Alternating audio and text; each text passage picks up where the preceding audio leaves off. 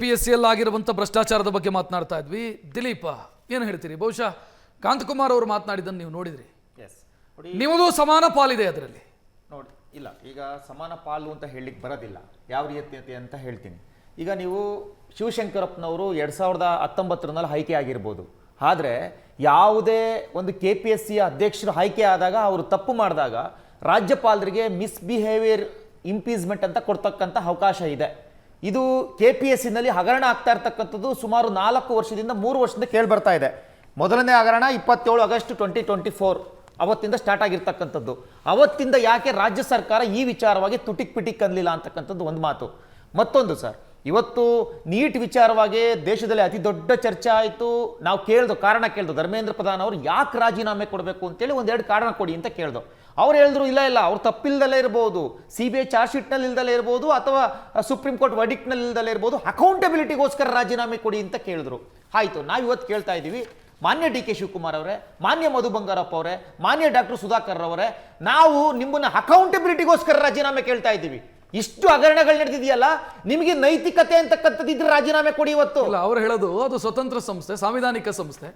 ಆಯ್ಕೆ ಮಾಡಿ ಕಳಿಸಿದಂಥ ಮೆಂಬರ್ಸು, ಆಯ್ಕೆ ಮಾಡಿ ಕಳಿಸಿದಂಥ ಚೇರ್ಮನ್ ಅವರು ಆಯ್ಕೆ ಮಾಡೋದಷ್ಟೇ ಸರ್ಕಾರದ ಕೆಲಸ. ಸ್ವತಂತ್ರ ಸಂಸ್ಥೆ, ಸಾಂವಿಧಾನಿಕ ಸಂಸ್ಥೆ. ಅದು ಸಾಂವಿಧಾನಿಕ ಸಂಸ್ಥೆ, ಸ್ವತಂತ್ರ ಸಂಸ್ಥೆ ಅಂತಂದ್ರೆ ಅವರು ಏನೇ ಬ್ರಹ್ಮಾಂಡ ಭ್ರಷ್ಟಾಚಾರ ಮಾಡ್ತಾ ಇದ್ರು ಸರ್ಕಾರ ಕಣ್ಮುಚ್ಕೊಂಡು ಸುಮ್ಮನೆ ಕೂತ್ಕೊಂಡಿತ್ತ? ಇವ್ರದ ಸಿಬ್ಬಂದಿ ಮತ್ತು ಆಡಳಿತ ಸುಧಾರಣಾ ಇಲಾಖೆ ಏನ್ ಮಾಡ್ತಾ ಇತ್ತು? ಇವರು ಹೋಮ್ ಮಿನಿಸ್ಟ್ರಿ ಏನ್ ಮಾಡ್ತಾ ಇತ್ತು? ಇವರ ಗುಪ್ತಚರ ಇಲಾಖೆ ಏನ್ ಮಾಡ್ತಾ ಇತ್ತು? ಇವ್ರಿಗೆ ಗೊತ್ತಿರಲಿಲ್ಲ ಏನೇನ್ ನಡೀತಾ ಇದೆ ಅಂತೇಳಿ. ಇದ್ರ ಬಗ್ಗೆ ಕ್ರಮ ಕೈಗೊಳ್ಬೋದಾಯ್ತಲ್ವಾ? ಒಂದು. ಮತ್ತೊಂದು ಸರ್, ಶಿವಶಂಕರಪ್ಪ ಅವರು ಹೇಳ್ತಾ ಇದ್ದಾರೆ ಬಿಜೆಪಿ ಅವಧಿನಲ್ಲಿ ಆಗಿರ್ತಕ್ಕಂಥದ್ದು ಅಂತ ಹೇಳಿ. ಅಫ್ಕೋರ್ಸ್ ಶಿವಶಂಕರಪ್ಪನವರು ನಾಯಕರೊಬ್ಬರಿಗೆ ಕ್ಲೋಸ್ ಅಂತಂದ್ರು ನಟರಾಜ್ ಗೌಡ್ರು. ಇರ್ಲಿ ಸರ್, ನೋಡಿ, ಕಳ್ಳನೇ ಯಾವತ್ತು ಬಿಜೆಪಿ ಅವಧಿನಲ್ಲಿ ಆಯ್ಕೆ ಆಗಿದ್ದಾರೆ ಅಂತಂದ್ರೆ ಅವ್ರು ಭ್ರಷ್ಟಾಚಾರ ಮಾಡಿದಾಗ ಕಣ್ಮುಚ್ಚ ಕೂತ್ಕೊಳ್ಳಿ ಅಂತ ಕಾಂಗ್ರೆಸ್ನವ್ರಿಗೆ ಹೇಳಿಲ್ಲ. ನೀವು ಆತನನ್ನ ನೀವು ಏನು ಆಕ್ಷನ್ ತೆಗೆದುಕೊಬೇಕಾಯ್ತು, ರಾಜ್ಯಪಾಲರಿಗೆ ಹೋಗಿ ಕಂಪ್ಲೇಂಟ್ ಕೊಡಬೇಕಾಗಿತ್ತು. ಇವತ್ತು ನಾವು ಕಂಪ್ಲೇಂಟ್ ಕೊಟ್ಟಿದ್ದೀವಿ.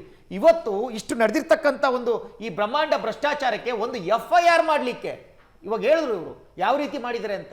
ರಾತ್ರಿ 2 ಗಂಟೆವರೆಗೂ ಕಾಯಿಸಿದ್ದಾರೆ FIR ಮಾಡಲಿಕ್ಕೆ. ಸ್ವತಃ ಮುಖ್ಯಮಂತ್ರಿಗಳು ಗಮನಕ್ಕೆ ತಂದ್ರು FIR ಮಾಡೋದಿಲ್ಲ. ಯಾಕೆ? ಎಷ್ಟು ಸ್ಟೂಡ್ ಕೇಸ್ ಬಂತು ನಿಮ್ಗೆ? ಎಷ್ಟು ಹಣ ಬಂತು?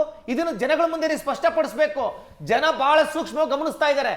ಸುಮಾರು ದಿವಸಗಳಿಂದ ಅಭ್ಯರ್ಥಿಗಳು ಕಾಯ್ತಾ ಇದ್ರು ಸಹ, ಅವ್ರಿಗೆ ಕೆಲಸ ಸಿಗ್ಲಿಲ್ಲ ಅಂತ ಕಾಯ್ತಾ ಇದ್ರು ಸಹ, ಇವತ್ತು 80 ಲಕ್ಷ 1 ಕೋಟಿ ಹಣ ಕೊಡ್ಬೇಕು ಅಂತಂದ್ರೆ ಏನ್ ಲೂಟಿ ಮಾಡ್ತಿದ್ದೀರ ರಾಜ್ಯನ? ಇವತ್ತು ನೀವು ಬೋರ್ಡ್ ಹಾಕೊಂಬಿಡಿ ವಿಧಾನಸೌಧದಲ್ಲಿ, ಸರ್ಕಾರಿ ಕೆಲಸಗಳು ಮಾರಾಟಕ್ಕಿದ್ದಾವೆ ಅಂತ ಬೋರ್ಡ್ ಹಾಕೊಳ್ಳಿ. KPSC ಅಂತಕ್ಕಂಥದ್ದು ಒಂದು ಸ್ವಯಂಸ್ಥ ಸಂಸ್ಥೆನೇ ಆಗಿರಬಹುದು. ಅದರಲ್ಲಿರ್ತಕ್ಕಂಥ ಮೆಂಬರ್ಸ್ 6 ಜನ ಮೆಂಬರ್ಸ್ ನೀವೇ ಆಯ್ಕೆ ಮಾಡಿರ್ತಕ್ಕಂಥದ್ದು. ನಿಮ್ಮ ಮೆಂಬರ್ಗಳು ಕಡಲೆ ಬೀಜ ತಿಂತಾ ಇದ್ರ? ನಿಮ್ಮ ಮೆಂಬರ್ಗಳು ಕಂಪ್ಲೇಂಟ್ ಮಾಡ್ಬೋದಾಯ್ತಲ್ಲ? ನೀವು ಆಯ್ಕೆ ಮಾಡಿರ್ತಕ್ಕಂಥ ಮೆಂಬರ್ಗಳು ಮುಖ್ಯಮಂತ್ರಿಗಳಿಗೆ, ಶಿಕ್ಷಣ ಸಚಿವರುಗಳಿಗೆ, ನಿಮ್ಮ DPAR ಇಲಾಖೆಗೆ, ನಿಮ್ಮ ಹೋಮ್ ಮಿನಿಸ್ಟ್ರಿಗೆ ಯಾಕೆ ಇವ್ರು ಕಂಪ್ಲೇಂಟ್ ಮಾಡಲಿಲ್ಲ? ಏನ್ ನಾಟಕ ಆಡ್ತಿದ್ದೀರಾ? ಇವತ್ತು ದೊಡ್ಡದಾಗಿ ಒಂದು ನಾಟಕನೇ ಮಾಡಿಬಿಟ್ರಲ್ಲ ಇಡೀ ದೇಶದಲ್ಲಿ ನೀಟ್ ವಿಚಾರವಾಗಿ. ಇವತ್ತು ಆಗಿರ್ತಕ್ಕಂಥದ್ದು ನಿಜವಾದ ಹಗರಣ ಇದು. ಇದ್ರೊಳಗಡೆ ಸರ್ಕಾರದ ಪಾಲೆಷ್ಟಿದೆ, ಸರ್ಕಾರ ಎಷ್ಟು ಕೋಟಿ ಲೂಟಿ ಮಾಡಿದೆ, ಎಷ್ಟು ಕೋಟಿ ತಿಂದಿದೆ ಅಂತಕ್ಕಂಥದ್ದು ಈಚೆ ಬರಬೇಕು. ಮತ್ತೆ ಇದಕ್ಕೆ ಏನಾದ್ರೂ ಇವತ್ತು ರಾಜ್ಯ ಸರ್ಕಾರಕ್ಕೆ ನೈತಿಕತೆ ಅಂತಕ್ಕಂಥದ್ದಿದ್ರೆ, ನೈತಿಕತೆಯ ಪಾಠವನ್ನ BJPಗೆ ಹೇಳ್ದಂತವ್ರು ನೀವು, ನಿಮಗೆ ನೈತಿಕತೆ ಅಂತಕ್ಕಂಥದ್ದಿದ್ರೆ ಇವತ್ತು ರಾಜೀನಾಮೆ ಕೊಡಬೇಕು ನೀವು. ಇಲ್ಲ ಅಂತಂದ್ರೆ ಮಾನ್ಯ ರಾಹುಲ್ ಗಾಂಧಿ ಅವರೇ, ಮಾನ್ಯ ಪ್ರಿಯಾಂಕಾ ಗಾಂಧಿ ಅವರೇ, ಮಾನ್ಯ ಮಲ್ಲಿಕಾರ್ಜುನ್ ಖರ್ಗೆ ಅವರೇ, ನೀವು ಒಪ್ಕೊಳ್ಳಿ ನಮಗೆ ನೈತಿಕತೆ ಇಲ್ಲ ಅಂತೇಳಿ. ಏನು ನಾಟಕ ಯಾವ ಮಟ್ಟಕ್ಕೆ ಹೇಳ್ತಿದ್ದಾರೆ ಅಂತಂದ್ರೆ, ರಾಜ್ಯಪಾಲರು ಆಯ್ಕೆ ಮಾಡಿರ್ತಕ್ಕಂಥದ್ದು, ರಾಜ್ಯಪಾಲರು ಇದಕ್ಕೆ ನೇರ ಹೊಣೆ. ನಿಮ್ ಇಲಾಖೆ ಅಂತ ಯಾಕಿದೆ? ನೀವು ಇಲಾಖೆಗಳು ಏನ್ ಮಾಡ್ತಿದ್ದೀರಿ? ಹೆಗಣ ಹಿಡಿತಾ ಇದ್ದೀರಾ ನೀವು? ಇವತ್ತು ಅಭ್ಯರ್ಥಿಗಳ ಜೀವನ ಜೊತೆ ಆಟ ಆಡ್ತಾ ಇದ್ದೀರಾ ಸರ್. ಇನ್ನೊಂದು ಸರ್, ನೀಟ್ ವಿಚಾರದಲ್ಲಿ ಆತ್ಮಹತ್ಯೆ ಮಾಡ್ಕೊಂಡ್ರು ಮಕ್ಕಳುಗಳು ಅಂತ ಹೇಳಿದ್ರು. ಅವತ್ತು ನಾವು ಕೇಳಿದವು ಸ್ವಲ್ಪ ತನಿಖೆ ಮಾಡ್ಲಿಕ್ಕೆ ಅವಕಾಶ ಮಾಡಿಕೊಡಿ ಸ್ವಲ್ಪ ದಿವಸ. ಏನಾಗಿದೆ, ಯಾವ ರೀತಿ? 21 ಲಕ್ಷ ಜನ ಎಕ್ಸಾಮ್ ಬರ್ದಿರ್ತಕ್ಕಂಥದ್ದು, 18ರಿಂದ 20 ಜನ ಆತ್ಮಹತ್ಯೆ ಮಾಡ್ಕೊಂಡಿದ್ದಾರೆ ಅಂತ ಹೇಳ್ತಾ ಇದ್ದೀರಿ ಅಂತಂದ್ರೆ, ಇಲ್ಲ ಇದೇ ಕಾರಣಕ್ಕೆ ಆತ್ಮಹತ್ಯೆ ಮಾಡ್ಕೊಂಡಿದ್ದಾರೆ ಅಂತಂದ್ರು. ಹಾಗಾದ್ರೆ ಇಲ್ಲಿ ಬರ್ದಿರ್ತಕ್ಕಂಥವ್ರು ಎಷ್ಟು ಜನ ಸಾವಿಗೀಡಾಗಿರ್ಬೋದು? ಎಕ್ಸಾಮ್ ಬರ್ದಿರ್ತಕ್ಕಂಥವ್ರು ಸಾವಿಗೀಡಾಗ್ದಲೇ ಇದಾರ? ಈ ಸಾವುಗಳಿಗೂ ನ್ಯಾಯ ಸಿಗ್ಬೇಕಲ್ವಾ?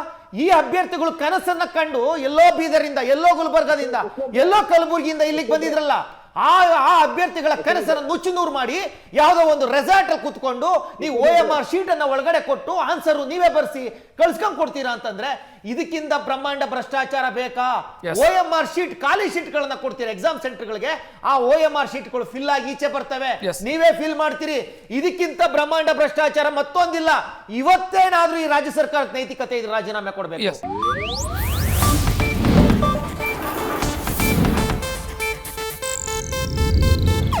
ಇದು ಏಷ್ಯಾನೆಟ್ ನ್ಯೂಸ್ ನೆಟ್ವರ್ಕ್ ಪ್ರಸ್ತುತಿ.